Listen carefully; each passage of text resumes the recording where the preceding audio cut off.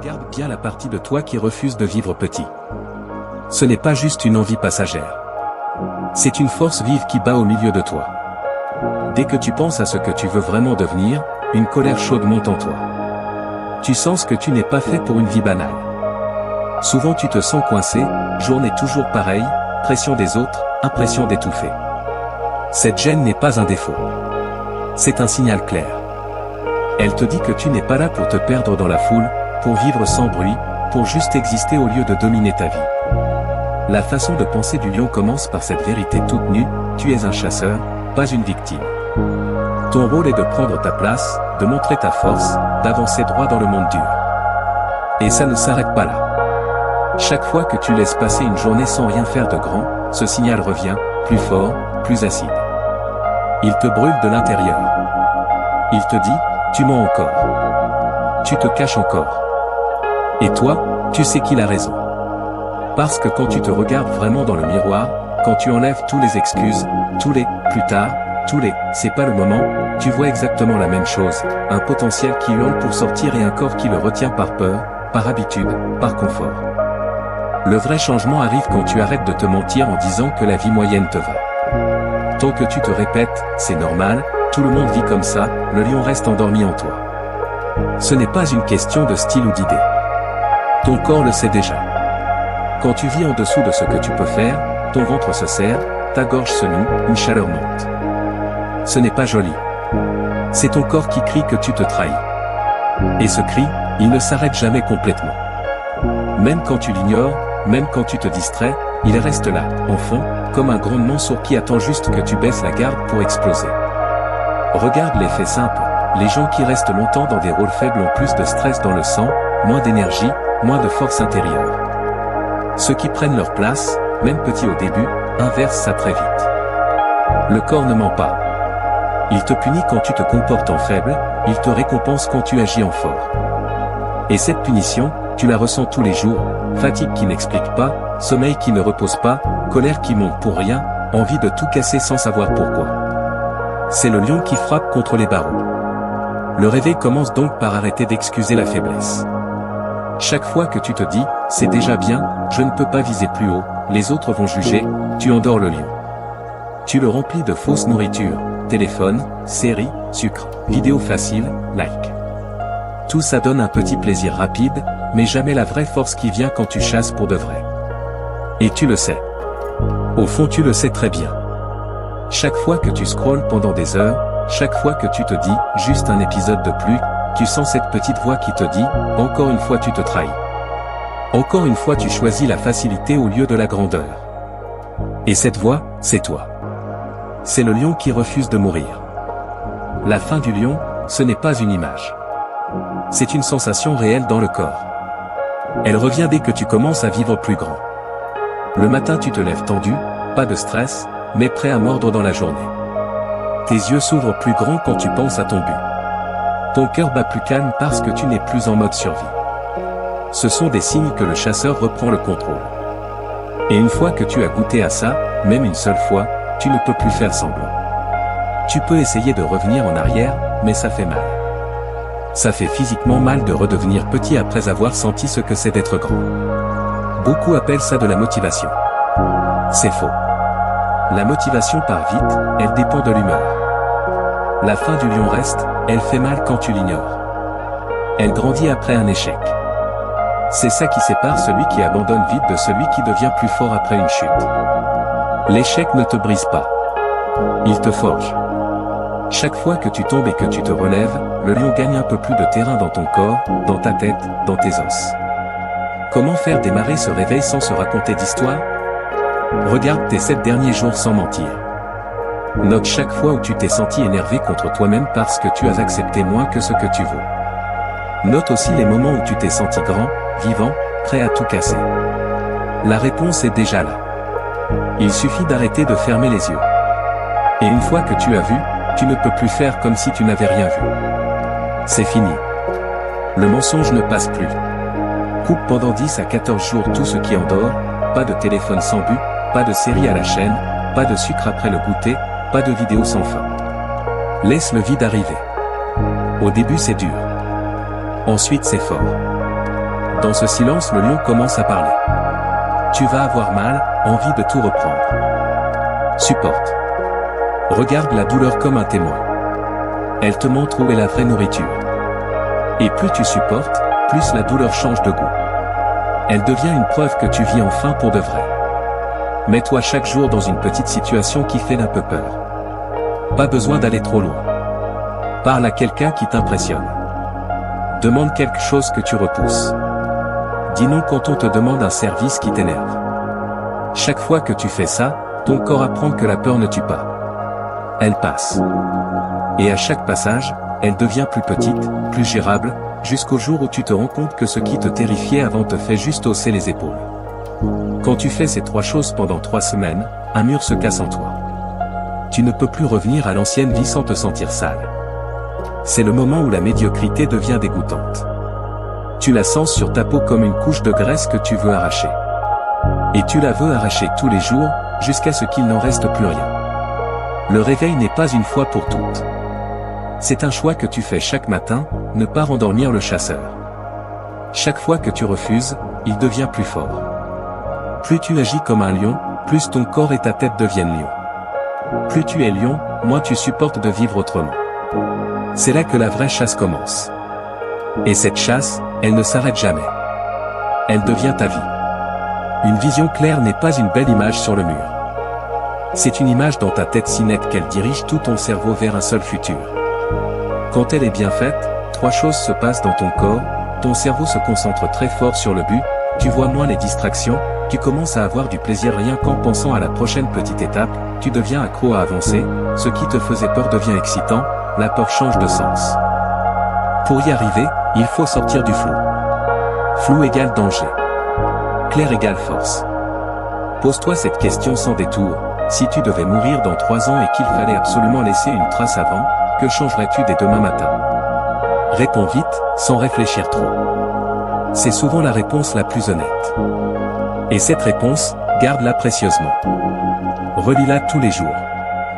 Parce que dans 3 ans tu seras soit exactement là où tu es maintenant, soit exactement là où cette réponse t'a dit d'aller.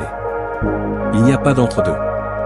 Ensuite découpe cette réponse en 4 parties, qu'est-ce que les autres verront quand ce sera fini, nombre, place, résultat concret, qu'est-ce que tu ressentiras dans ton corps quand ce sera fait, chaleur, force, calme, à quoi ressemblera ta vie autour, endroit, personne, qui est parti, quel geste fais-tu tous les jours pendant 3 ans pour que ça arrive à plus de 80%. Maintenant rends cette image vivante. Chaque soir, pendant 20 minutes, ferme les yeux et vis la journée du toi qui a déjà réussi. Pas comme un film. Comme si tu y es vraiment, ce que tu sens sur ta peau, ce que tu entends, ce que tu respires, le goût dans ta bouche, le poids de tes vêtements, tes pensées. Fais-le jusqu'à ce que ton cerveau mélange ce futur avec un vrai souvenir. Et quand tu rouvres les yeux, tu sens encore l'odeur, le son, la texture. Ça reste collé à toi toute la nuit. Quand l'image devient assez forte, 3 choses arrivent. Tu refuses naturellement ce qui t'éloigne du but, tu parles de toi au futur comme si c'était déjà fait, tu sens une urgence dans le corps dès que tu restes 2 jours sans avancer. Si tu peux passer 3 jours sans bouger sans avoir mal au ventre, ce n'est pas encore une vraie vision. C'est juste un joli rêve. Et les jolis rêves ne changent rien. Seules les visions qui font mal quand tu les trahis changent tout. Erreur à éviter, vision trop belle sans effort, maison de luxe, voiture, etc. Ça reste un fantasme, vision trop vague, devenir libre, être heureux, impossible à voir vraiment, vision copiée sur quelqu'un d'autre, pas de force dedans, vision trop sage, bloquée par ce que les autres pensent. La vision du lion dérange un peu, même toi. Elle a de l'orgueil, une envie de prendre la place du premier, une solitude choisie. Si elle te met trop à l'aise devant les autres, elle est trop petite. Une fois qu'elle est là, elle devient ton juge. Chaque choix passe devant elle, est-ce que ça fait grandir l'image ou la rapetisse? 2 réponses seulement. Pas de milieu. Le lion ne discute pas avec lui-même. Il tranche. Et il tranche tous les jours. La peur n'est pas ton ennemi. Elle est un détecteur. Plus elle est forte, plus ce que tu approches est important. Le lion n'essaie pas de tuer la peur. Il apprend à s'en servir comme carburant. Quand tu approches quelque chose de grand, ton corps réagit, cœur qui bat vite, sueur, cerveau qui se ferme un peu. C'est normal. C'est une vieille machine de survie. Tu dois apprendre à garder la tête claire même quand le corps panique. La meilleure méthode, affronter la peur souvent et changer ce que tu te dis. Affronte souvent, fais exprès ce qui te fait peur, petit à petit. Exemple, si parler devant les autres te bloque, commence par commenter fort tout seul, puis en vidéo courte, puis en petit groupe, puis plus grand. Chaque fois ton corps monte en alerte, puis redescend. Après plusieurs fois, il comprend que ça ne tue pas. Change ce que tu te dis, au moment où la peur monte, répète toujours la même phrase, c'est exactement ce que je veux. Pas, ça va aller, juste ça. Ça transforme la peur en énergie. Et plus tu le répètes, plus ça devient vrai. La peur devient ton allié. Elle te dit, là, tu touches quelque chose de gros. Vas-y. La force de rebond n'est pas de rester calme. C'est une colère froide qui monte après chaque chute. Le lion se relève parce que rester par terre est une honte. Chaque échec est étudié, ou je me suis trompé. Qu'est-ce que je n'ai pas vu? Puis il change et repart. Et il repart plus vite, plus précis, plus dangereux. Exemple, tu perds un gros projet après des mois de travail. Dans les 24 heures tu fais 3 choses. Regarde froidement ce que tu as raté, transforme la honte en action, appel, message, nouveau contact, revis dans ta tête la victoire en ajoutant la leçon. Cette boucle, regard, colère, action, image, change un échec en accélérateur. Et tu recommences. Encore et encore. Jusqu'à ce que les échecs deviennent juste des notes de bas de page dans ton histoire. Le vrai test arrive quand tout va mal en même temps, argent perdu, rupture, maladie, trahison. Si ton pourquoi est faible, je veux être riche, tu tombes. Si ton pourquoi est profond, je refuse que mes enfants pensent que je me suis couché, tu tiens. Pas par courage de film. Parce que lâcher est impossible. Et c'est cette impossibilité qui te sauve. Le lion ne gagne pas parce qu'il est le plus fort au départ. Il gagne parce qu'il refuse de perdre plus longtemps que les autres. Il refuse. Point. Et ce refus devient sa signature. La discipline n'est pas belle. Elle est dure. Elle veut dire choisir toujours la douleur utile au lieu du plaisir facile, jusqu'à ce que ça devienne automatique. Ce qu'il faut au minimum, 3 ou 4 règles fixes, dormir à heure précise, manger à heure fixe, travail profond le matin, sport fort plusieurs fois par semaine, la première action du jour compte le plus, si tu rates le premier geste, la journée est déjà faible, conséquence immédiate à chaque erreur, pompe, don d'argent à une cause que tu n'aimes pas, message d'excuse, chaque dimanche soir, note de 0 à 100 sur tes règles, moins de 85, semaine plus dure après. Le vrai pouvoir arrive après 3-4 mois sans faute, tu as presque plus besoin de te forcer, tu commences à aimer faire tes gestes quotidiens, le désordre te donne la même sensation que de la nourriture pourrie. Et cette sensation, tu la détestes. Tu la détestes tellement que tu préfères souffrir dans l'effort que crever dans le confort. Erreur qui tue, attendre d'avoir envie pour agir, mort assurée, être trop dur avec toi au point de te détester, tu craques, copier les règles de quelqu'un d'autre sans les changer pour toi, ça ne marche pas. La discipline du lion est simple et sans pitié. Peu de règles, mais jamais d'exception. Mieux vaut 3 choses faites à fond que 10 faites à moitié. Quand tu vis ça, les tentations perdent leur force. Tu les vois venir, tu les reconnais, tu passes. Pas par morale. Par calcul, ça m'éloigne de la victoire. Et la victoire, c'est tout. Le vrai leadership n'est pas un titre. C'est une force naturelle qui sort d'un homme qui s'est déjà battu contre lui-même. Tu ne décides pas d'être leader. Tu le deviens quand tu deviens trop fort pour rester invisible. Ce qu'on voit, tu tiens droit même quand c'est dur, tu regardes dans les yeux sans agressivité, ta voix porte sans crier, tu décides vite même avec peu d'infos, tu assumes tout, tu ne te plains pas, tu n'accuses personne, les gens autour grandissent juste en te regardant vivre. Tu comprends la douleur des autres sans la prendre pour toi, tu les pousses plus loin au lieu de les consoler. Le leader lion ne cherche pas à plaire. Il cherche à être respecté. L'amour part vite. Le respect reste quand tu montres ta force et ta parole tenue. Comment le construire? Sois d'abord très dur avec toi-même, personne ne suit un menteur, prends des risques devant les autres et tiens jusqu'au bout, parle peu, fais beaucoup, laisse les résultats parler, quand quelqu'un te suit, augmente ses défis, ne le protège pas de la difficulté, protège-le de la faiblesse, accepte de perdre des amis à chaque montée, c'est le prix. Contrôler totalement sa vie veut dire vivre sans devoir quelque chose aux autres dans ta tête, pas besoin de compliments, pas peur du rejet, pas d'attente d'accord. Tu choisis.